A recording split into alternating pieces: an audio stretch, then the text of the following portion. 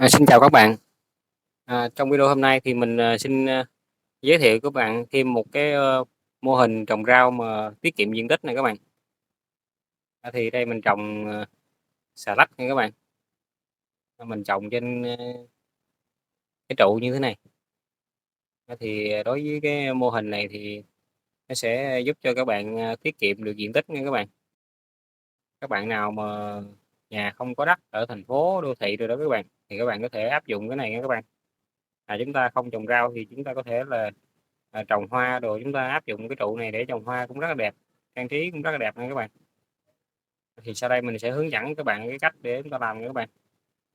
Thì đầu tiên thì các bạn, chuẩn bị, cái ống nhựa, ống nước này các bạn, ống PVC các bạn, các bạn sẽ khoét những cái lỗ ở dưới cái chân này nha các bạn.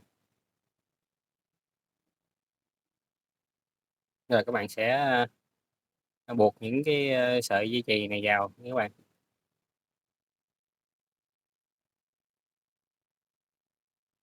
Giống như chúng ta làm cái râu cho nó các bạn.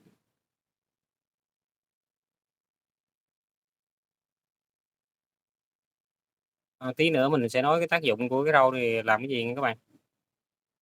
Thì đây là cái dí chân này các bạn, mình làm những cái râu này các bạn để mình, đắp nó thành cái chân cho cái trụ này nó đứng vững á các bạn.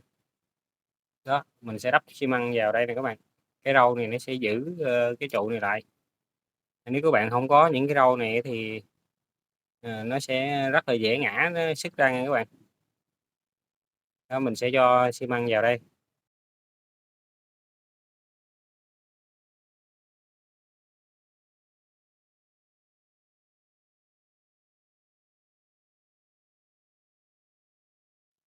Giống như mình làm cái đế cho nó các bạn.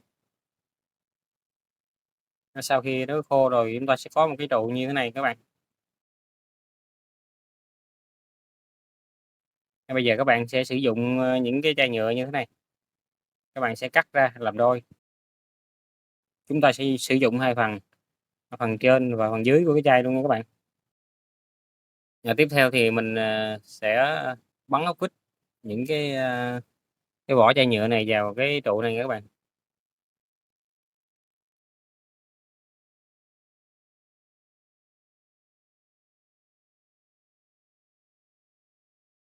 Thì đây này các bạn, mình đã làm được một tầng rồi nè các bạn. Tiếp theo thì mình sẽ, làm, thêm một cái tầng nữa nha các bạn. Các bạn cứ như thế các bạn lấy ốc vít đó các bạn bắn nó cho nó dính vào. Đây mình đã làm được 2 tầng rồi nè các bạn.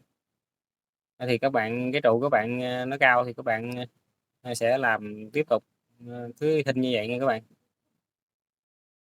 Và đây là những cái cây cải xà lách của mình đã mình ươm sẵn ở trong cái, thùng xốp này nè các bạn, nó đã nảy mầm rồi các bạn. Và đây cái trụ mình cũng đã làm xong rồi các bạn. Mình có tổng cộng là 5 tầng. Các bạn sẽ cho đất vào, trong những cái chậu nhựa này để, chúng ta trồng nha các bạn. Trở lại những cái, cây cải xà lách chúng ta lúc này đã lớn rồi các bạn, thì bây giờ các bạn có thể trồng, vào, cái trụ này được nha các bạn.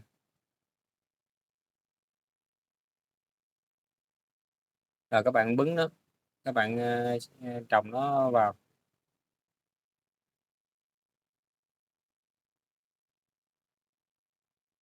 Các bạn làm, nhẹ nhẹ tay thôi nha các bạn. Vì cây xà lách này nó rất là mềm các bạn ăn rau xà lách thì các bạn cũng biết rồi đó, cái lá nó rất là mềm mỏng nha các bạn làm nhẹ chứ không thôi nó dập nha các bạn. Sau khi mình, trồng xong rồi các bạn,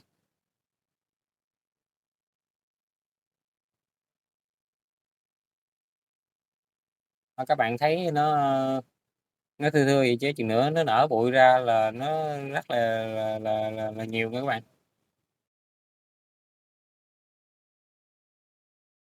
Rồi sau đó thì các bạn, sẽ tưới nước vào.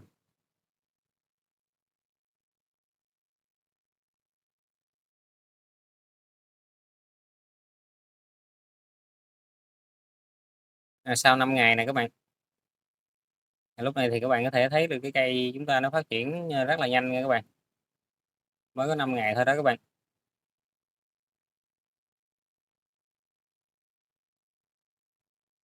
Trồng cái xà lách này thì nó cũng rất là dễ các bạn. Chúng ta không cần phải sử dụng, phân thuốc gì đâu các bạn. Ở trong chất trồng của chúng ta là nó gồm có tro, trấu và xơ dừa đó các bạn, thì nó cũng đủ nuôi sống cái cải này nha các bạn. 5 ngày tiếp theo nè các bạn, thì các bạn thấy nó phát triển rất là nhanh luôn á.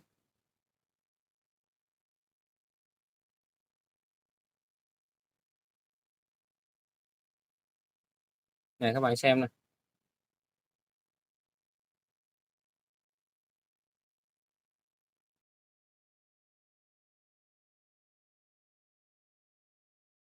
sau gần 1 tháng nha các bạn.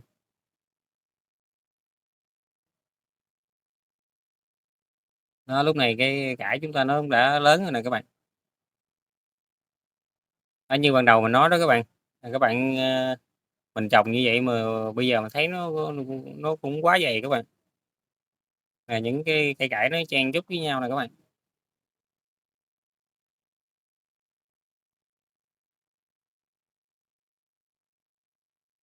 Cái cây này nếu mình, trồng mà nó dày quá thì nó không có diện tích cho nên cái cây cải của mình nó sẽ nhỏ nha các bạn. Còn các bạn mà trồng nó thật là thưa ra, ví dụ cái cây nó đứng một mình nó thì nó nở bụi rất là to luôn nha các bạn. Tại vì ban đầu mình, trồng nó cũng khá là dày, cho nên bây giờ nó chen chúc với nhau nè các bạn.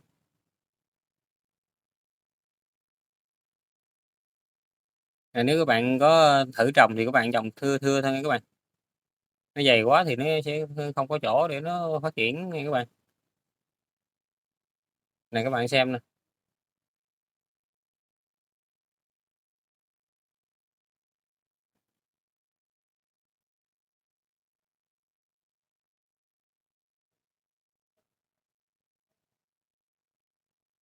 đó các bạn thấy không? Cây nó phát triển rất là nhanh và nó rất là tốt luôn đó các bạn. Thông tin với các bạn mình cũng không có bón phân hay là xịt thuốc gì nha các bạn. Cái mùa này thì nó cũng không có sâu các bạn, mình cũng không có xịt thuốc, sâu, mà cũng không bón phân luôn các bạn. Bởi vì cái chất trồng của mình nó ban đầu là nó đã có, tro các bạn, tro nó rất là tốt cho những cái cây rau cải này nha các bạn.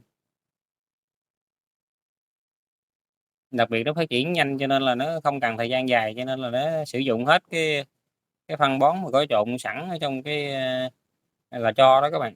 Là nó sử dụng hết, cái chất dinh dưỡng thì nó đã lớn rồi nha các bạn. Sau đây thì mình, sẽ, nhổ một mớ để đem vô ăn nha các bạn.